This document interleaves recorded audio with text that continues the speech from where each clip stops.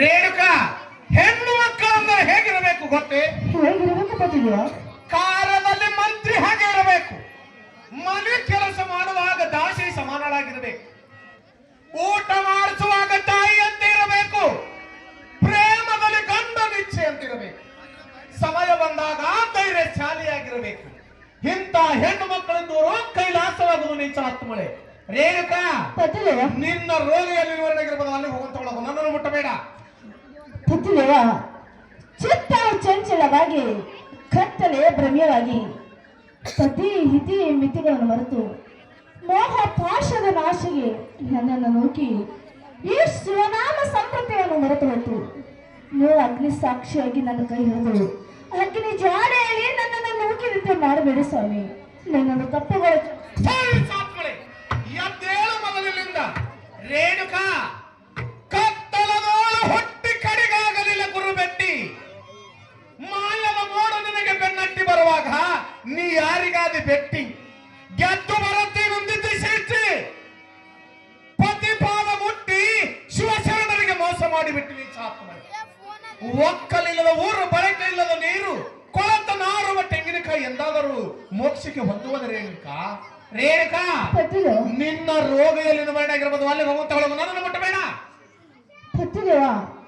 ಶರೀರ ರೂಪ ರಥಕ್ಕೆ ಇಂದ್ರನ ಕುದುರೆಗಳು, ಆತ್ಮಯ ರಸಿಕನು, ಮನ ಎಂಬುದು ನರಮ. ಆ ಇಂದ್ರನ ಕುದುರೆಗಳಿಗೆ ಸನ್ಮಾರ್ಗದಿಂದ ಹೋದರೆ ಮೋಕ್ಷ ಆಗದಂತೂ ನೀವು ನನಗೆ ಅರಣ್ಯದಲ್ಲಿ ಗೆಡ್ಡೆ ಗೆಣಸು ತೀರತರಾಗ ಹೇಳಿದ್ರಿ. ಸ್ವಲ್ಪ ಕಾಲ ವಿಷಯವನ್ನು ಮರೆತು ಚಿತ್ತ ಚಿತ್ತಲ ಆಗ ತಪ್ಪಿಗೆ ನಾನು ಹೋಗಿ ಅಪರಾಧ ಆಗಿದ್ದೇನೆ. ನನ್ನ ತಪ್ಪುಗಳನ್ನು ಕ್ಷಮಿಸಿ. ರೇಣುಕಾ, ಗಂಡನ ಮೇಲೆ ಸ್ನೇಹ ಇಲ್ಲದ ನಿನ್ನಂತ ಹೆಣ್ಣತ್ತಿದ್ದರೇನು ಫಲ? ಲಿಂಗದ ಮೇಲೆ ನಿಷ್ಠೆ ಇಲ್ಲದ ಭಕ್ತರಿದ್ದರೇನು ಫಲ? ಶಿವ ಶಿವ ಎತ್ತರೇನು ಸತ್ತರೇನು? ರೇಣುಕಾ, ಹಿರಿಯದೊಂದು ಪಾಪವ ಮಾಡಿ ಹರಿಯುವ ಗಂಗೆಯೋಳು ಮುಡುಮುಡಿಗೆದ್ದು ಹರಿದು ಹೋಯಿತು ನನ್ನ ಪಾಪ ಎನ್ನಬೇಡ. ಹರಿದು ಹೋಗಲಕ್ಕೆ ನಿನ್ನ ಮೈ ಮೇಲಿರುವ ಎರೆಮಣ್ಣವಲ್ಲ ರೇಣುಕಾ. ರೇಣುಕಾ, ಹರಿದು ಹೋಗಿರುವುದು ನಿನ್ನ ಮೈ ಮೇಲಿನ ಎರೆಮಣ್ಣು ಹೊರತು ನೀ ಮಾಡಿರುವಂತ ಪಾಪವಲ್ಲ ರೇಣುಕಾ, ಪಾಪವಲ್ಲ. ರೇಣುಕಾ, ನಿನ್ನ ರೋಗ ಎಲ್ಲಿ ನಿವಾರಣೆಗಿರ್ಬೋದು, ಅಲ್ಲಿಗೆ ಹೋಗುವಂತವಳಗು, ನನ್ನನ್ನು ಮುಟ್ಟಬೇಡ. ಸ್ವಾಮಿ, ಒಲೆ ಹತ್ತಿ ಉರಿದರೆ ಉಳಿಯಲು ಜಗತ್ತು, ನೆಲೆ ಹತ್ತಿ ಉರಿದರೆ ಉಳಿದವರೇ ಇಲ್ಲ. ಋಷಿ ಮುನಿ ಸತ್ಪುರುಷರು ತಮ್ಮ ಜ್ಞಾನಕ್ಕಾಗಿ ಜೀವನ ತೀರಿಸಿದ್ದಾರೆ. ಮರಗಳು ಫಲ ಕೊಡ್ತವೆ, ಹಸುವು ಹಾಲು ಕೊಡ್ತವೆ. ಸತ್ಪುರುಷರು ತಮ್ಮ ಮಾತುಗಳನ್ನು ಮನ್ನಿಸಿ ಉದ್ಧಾರ ಆಗುತ್ತಾರೆ. ಈ ತಪ್ಪಿಸ್ಥಳವನ್ನು ಕ್ಷಮಿಸಿ.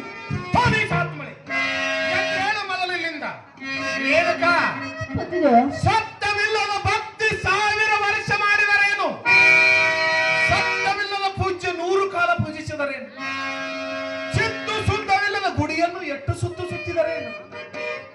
ರೇಣುಕಾ, ಎತ್ತು ಗಾನವನ್ನು ಹೊತ್ತು ದಿನನಿತ್ಯ ಪ್ರದಕ್ಷಿಣೆ ಹಾಕಿದರೇನು? ರೇಣುಕಾ, ಸತ್ಯ ನುಡಿಯುವುದ ಶೀಲ, ಸಜ್ಜನರ ಸದಾಚಾರದಲ್ಲಿ ವರ್ಚಿಸುವುದ ಶೀಲ, ಸತ್ಯ ನುಡಿ ಹೆಣ್ಣಿಗೆ ಅಚ್ಚ ಅಳಿಯದ ಶೀಲ ನೀಚಾತ್ಮಳೆ. ರೇಣುಕಾ, ನಿನ್ನ ರೋಗ ಎಲ್ಲಿ ನಿವಾರಣೆಗಿರ್ಬೋದು, ಅಲ್ಲಿಗೆ ಹೋಗುವಂತವಳಗು, ನನ್ನನ್ನು ಮುಟ್ಟಬೇಡ. ಸ್ವಾಮಿ, ಹಾಲು ಕೆಟ್ಟು ಮೊಸರವಾಗಿತ್ತು, ಮೊಸರೆ ಕೆಟ್ಟು ಬೆಣ್ಣೆಯಾಗಿತ್ತು. ಆ ಬೆಣ್ಣೆಗೆ ಅಗ್ನಿ ಸಂಸ್ಕಾರ ಕೊಟ್ಟರೆ ತುಪ್ಪವಾಯಿತು. ಹಾಗೆ ನೀವು ನನಗೆ ಸಂಸ್ಕಾರ ಕೊಟ್ಟು ನನ್ನ ಅಪರಾಧಗಳನ್ನು ಕ್ಷಮಿಸಲಿರುವ ಇದನ್ನು ತಪ್ಪಗಳು ಮೊದಲಿನಿಂದ ರೇಣುಕಾ, ಒಪ್ಪಿ ಕೊಪ್ಪಿದ ಕಬ್ಬನ್ನು ಕತ್ತರಿಸಿ ಗಾಣದ ಬಾಯಿಗೆ ದುಡಿದರೆ ಹಿಂಡಿ ಹಿಪ್ಪಿಯಾಗದು ಪರ್ಯಂತರ ತನ್ನ ಸಿಹಿಯನ್ನು ಬಿಡಲಾರ.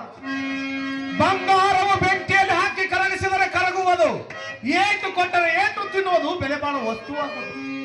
ಆ ಪರಮಾತ್ಮನು ನಮ್ಮಂತಹ ಸುತುಳಶಾಲಿಗಳನ್ನು ಪದೇ ಪದೇ ಪರೀಕ್ಷಿಸುವನು ನೀಚ ಆತ್ಮಳೆ. ರೇಣುಕಾ, ನಿನ್ನ ರೋಗ ಎಲ್ಲಿ ನಿವಾರಣೆಗೆ ಅಲ್ಲಿ ಹೋಗುವಂತವಳಗು, ನನ್ನನ್ನು ಮುಟ್ಟಬೇಡ. ನನಗೆ ಎಲ್ಲಿ ಒದಗಿಸಾವೆ ನಿಮ್ಮ ಪಾಲಿಗೆ ಬಿದ್ದು ನಾನು ಬೇಡಿಕೊಳ್ಳುತ್ತೇನೆ, ನಿಮ್ಮನ್ನು ಬಿಟ್ಟು ಹೋಗಲಾರನೆ.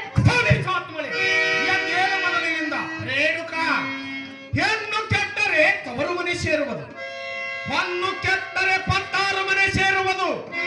ನೀನಕ್ಕೆ ನೀನೇ ಕೆಟ್ಟರೆ ಯಾತಕು ಬಾರದವಳು ನೀಚಾತ್ಮಳೆ. ಹೆಣ್ಣು ಕುಲಕ್ಕೆ ಅವಮಾನ. ರೇಣುಕಾ, ಪತಿದೇವ ನಿನ್ನ ರೋಗ ಎಲ್ಲಿ ನಿವಾರಣೆ ಆಗಿರ್ಬೋದು, ಅಲ್ಲಿ ಹೋಗುವಂತವಳಾಗು, ನನ್ನನ್ನು ಮುಟ್ಟಬೇಡ. ಸ್ವಾಮಿ, ಹೆಣ್ಣಿಗೆ ತವರು ಮನೆಯಲ್ಲರಿಗೂ 12 ವರ್ಷ ನಂತರ ತವರು ಮನೆ, 12 ವರ್ಷ ಮೀರಿದ ನಂತರ ಕೊರಳಲ್ಲಿ ಮಾಂಗಲ್ಯ ಸೂತ್ರಧಾರಣದ ಮೇಲೆ ತಾಯಿಲ್ಲ, ತಂದಿಲ್ಲ, ಗಂಡು ಹೊರತು ದೇವರಿಲ್ಲ, ಪತನೇ ದೇವರು. ಹೀಗಂದ್ರೆ ನಾನು ಎಲ್ಲಿಗೆ ಹೋಗು ಸ್ವಾಮಿ? ಆತ್ಮಳೆ ಹೇಳು ಮಗನಿಲ್ಲಿಂದ. ರೇಣುಕಾ, ಪತಿದೇವ ಈ ಸಂಸಾರವು ಶಾಶ್ವತ ಮಾಯದ ಕೀಲ. ನೀನೇನು ಸುಡಲಿಲ್ಲ, ಶುದ್ಧವಾದ ಶ್ರೀ ಗುರುವಿನ ಅಮೃತ ಪದೇನು ನೀನು ಸವಿಯಲಿಲ್ಲ. ಹುಟ್ಟು ಸಾವಿನ ಮಧ್ಯೆ ಹುಟ್ಟಿ ಬಂದಿ. ರೇಣುಕಾ, ಪತಿದೇವ್ರೆ, ಬೇಡ ಬೇಡೆಂದರು ಹಠ ಮಾಡಿ ಮದುವೆ ಮಾಡಿಕೊಂಡೆ. ವಚನ ಕೊಟ್ಟೆ, ವಚನ ಭ್ರಷ್ಟಳಾಗಿ ನನ್ನ ಪೂಜೆಯನ್ನು ಭಂಗ ಮಾಡಿದ್ದೀನಿ ಚಾತ್ಮಳೆ. ರೇಣುಕಾ, ನೀನು ಮಾಡಿರುವ ತಪ್ಪಿಗೆ ನಿನಗೆ ಶಿಕ್ಷೆಯನ್ನು ಗೊತ್ತೇ? ಏನು ಸ್ವಾಮಿ? ನಿನ್ನ ಮಕ್ಕಳಿಂದಲೇ ನಿನ್ನ ಶಿರಛೇದನೆ, ನಿನ್ನ ಮಕ್ಕಳಿಂದಲೇ ನಿನ್ನ ಶಿರಛೇದನೆ ಮಾಡಿಸುವೆ. ನಿನ್ನ ಶಿರಛೇದನೆ ಮಾಡಿಸುವಾಗ ನನ್ನ ಮನಸ್ಸಿಗೆ ನೆಮ್ಮದಿಲ್ಲ.